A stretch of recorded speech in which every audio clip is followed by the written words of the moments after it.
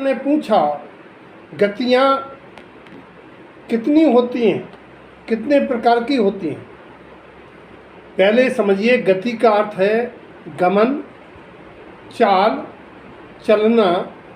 इस अर्थ में गति का अर्थ लेते हुए स्थान परिवर्तन का साधन गति कहलाता है।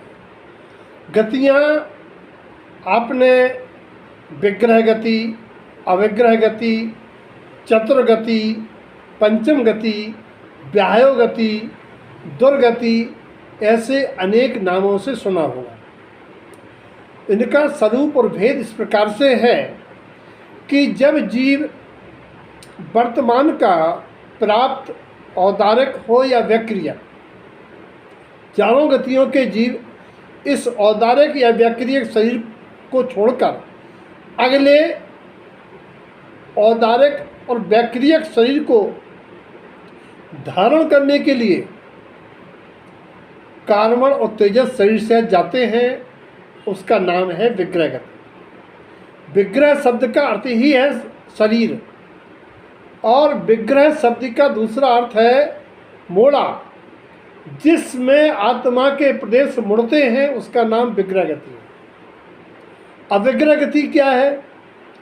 दो प्रकार से कथन है कि एक तो वर्तमान शरीर को छोड़ के अगले शरीर को धारण करने के लिए जाने वाली विग्रह गति का एक भेद जिसमें मोड़ा नहीं होता है, वह अविग्रह गति है। दूसरा, वर्तमान देह को छोड़कर कार्बन और तेजस शरीर के बिना सर्व कर्मों से रहित होकर ये आत्मा के प्रदेश जो सीधे बिना मोड़ वाली गति में जाते हैं, उसका नाम है अविग्रह गति।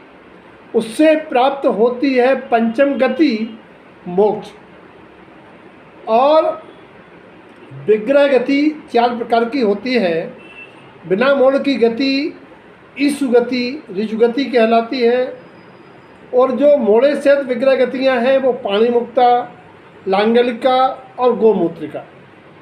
इन विग्रह गति के मोड़ों के आधार से इस आत्मा को, इस जीव को क्षेत्र और गतियों के वर्गीकरण निर्धारित होते हैं। किस क्षेत्र में, किस लोक में, किस गति में जाएगा, उसके आधार से विग्रह गति के मोड़ जीव के साथ बने हुए कार्बन शरीर के आधार पर होते हैं।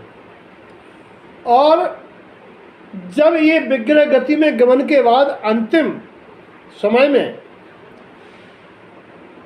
जिस आयु के अनुसार शरीर को धारण करता है, उसका नाम है चतुर्गति।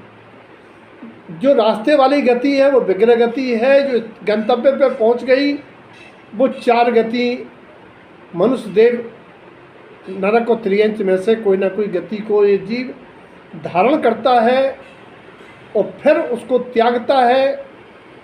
तो ये परपाटी चतुर्गति भ्रमण की चल रही है।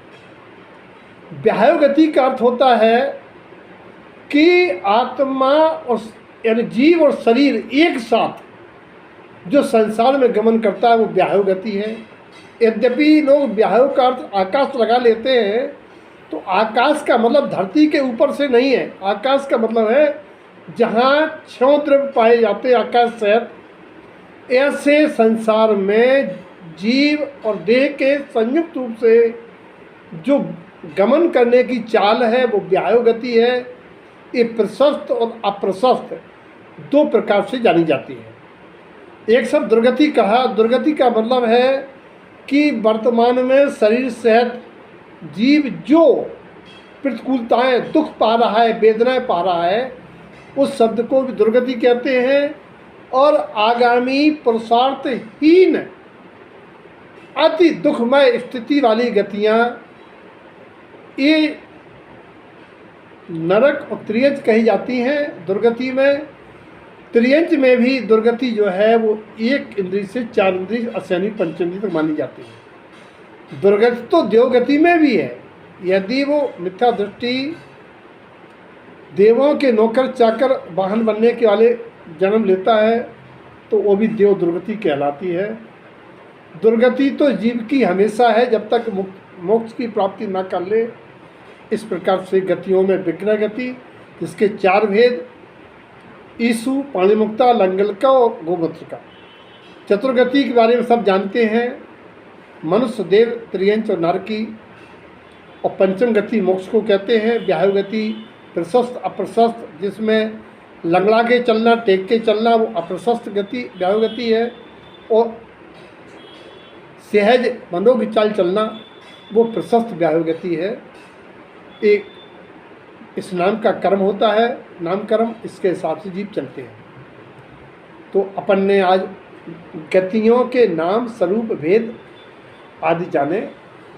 हम सब अव्यग्रह गति, पंचम गति को प्राप्त हो, मुक्ति को प्राप्त करें, इस गतियों से मुक्त हो, ऐसी मंगल भाव।